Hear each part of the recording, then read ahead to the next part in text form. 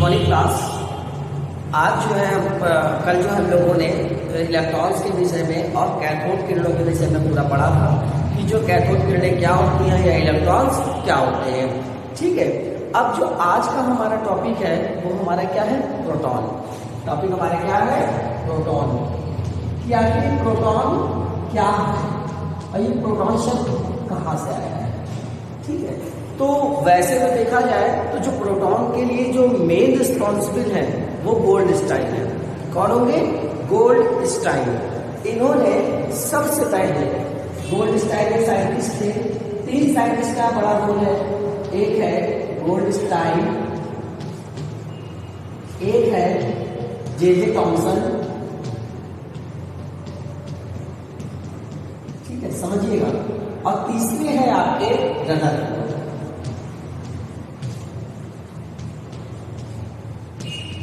अब ये 3 यहां पर मेन है, गोल्डस्टाइन, जे थॉमसन और रदरफोर्ड। जो गोल्डस्टाइन थे इन्होंने पहली बार जो है खोज करी। नाम किसने दिया, जे थॉमसन ने उसका नाम दिया कि ये क्या है, प्रोटॉन है। और एक्सपेरिमेंट किसने किया, रदरफोर्ड ने। अब कैसे हुआ देखिए, लगभग सन 1886 के समय, किसमें, सन 1886 में जो गोल्डस्टाइन थे, ये गोल्डस्टाइन, इन्होंने क्या किया, सन 1886 में गोल्डस्टाइन ने एक जो विसर्जन नली थी इस प्रकार की, जो विसर्जन जैसे था कैथोड में आपको बताई थी ना ऐसे, तो कैथोड वाले ने इसी प्रकार विसर्जन नली में इन्होंने एक छिद्रित कैथोड लगाया। कैसा कैथोड होता है, छिद्रित। छिद्रित का मतलब वहां पर क्या होंगे, छेद होंगे, यानी इस प्रकार का ऐसे।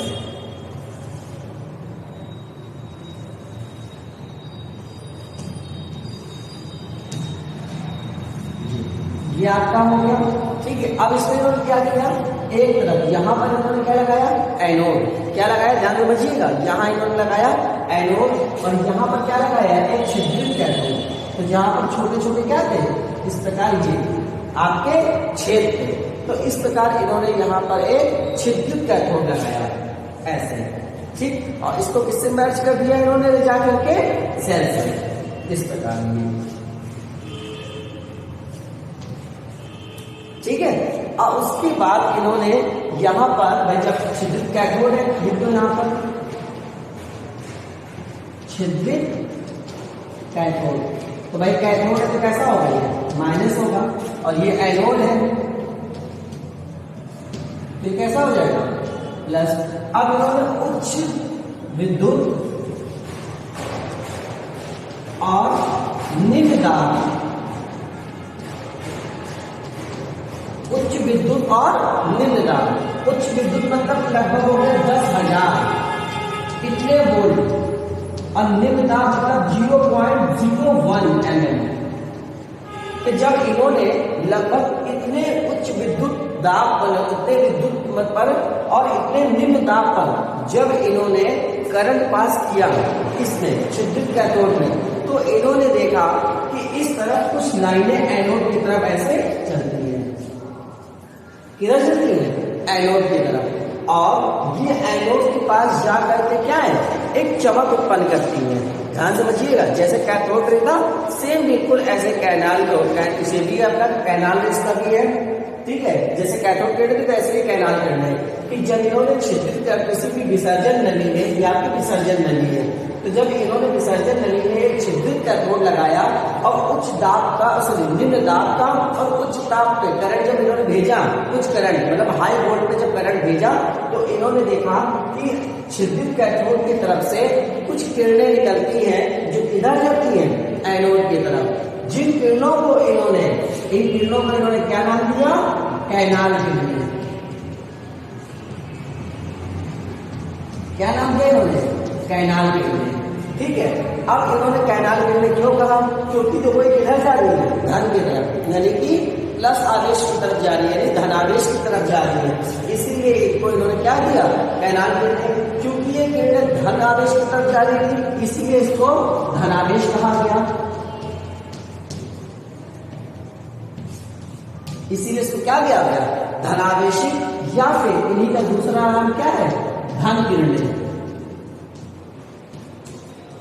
दूसरा नाम क्या है इनका? धन किरणें।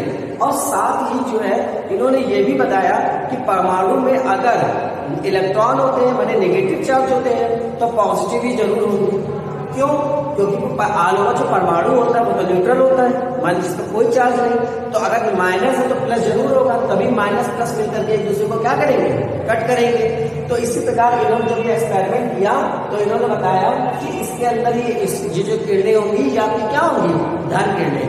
अब उसके बाद जो जे टॉमसन थे ये इन्होंने बताया कि चूंकि ये किरणें धन की ओर जाती हैं इसीलिए इन धन किरणों को इन्होंने क्या नाम दिया?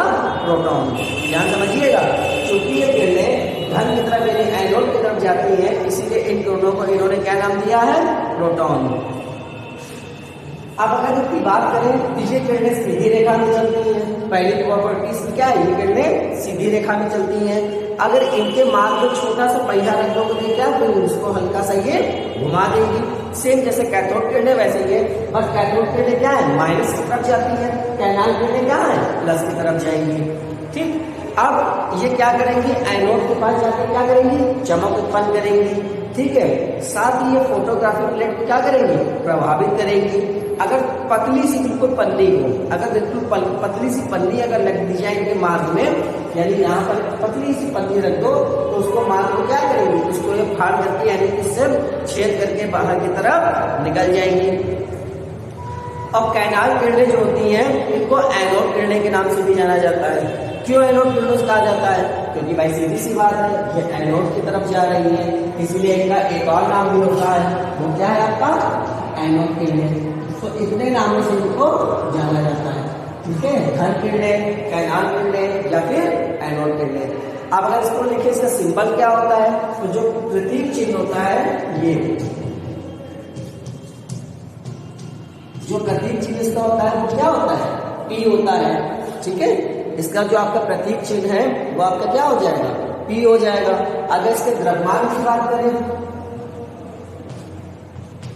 जो इसका द्रव्यमान होता है वो तुम्हारा 1.0072 ALU यानी कि एटम मास पर यूनिट, इतना इसका क्या होता है?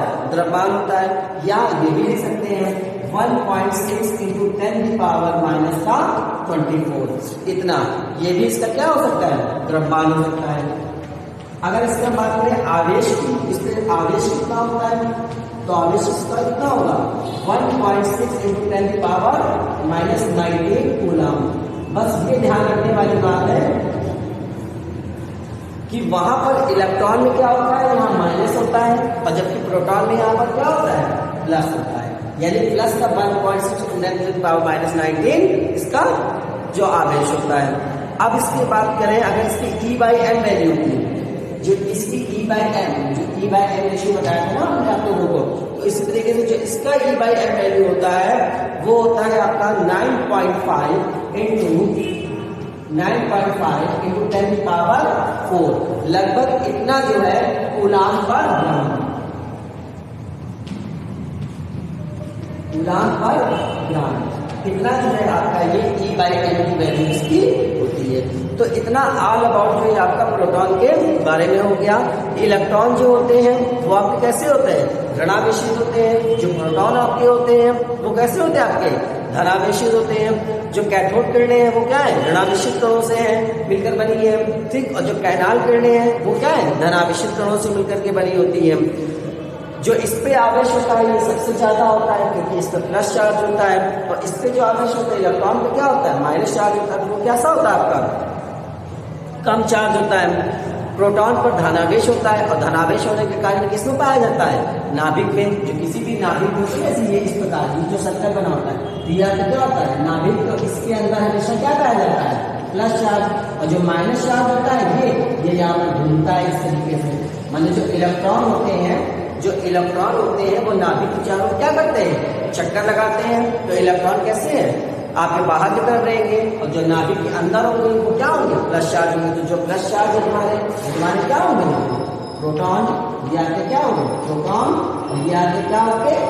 इलेक्ट्रॉन।